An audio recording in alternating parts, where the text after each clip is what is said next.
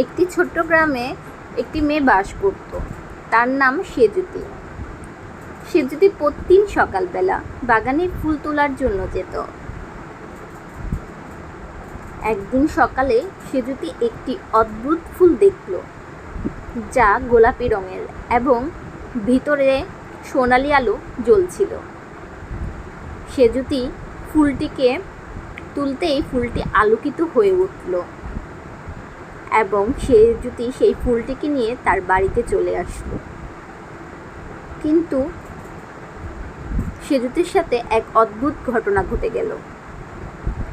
সেঁজুতি রাতের বেলা দেখতে পেল সেই ফুলটি মাতৃত্বের মতো তার কাছে এসে বলল, মনে রেখো, সুন্দরতা একদিন হারিয়ে যায়, কিন্তু প্রেম ছড়িয়ে যায় অনন্তকাল।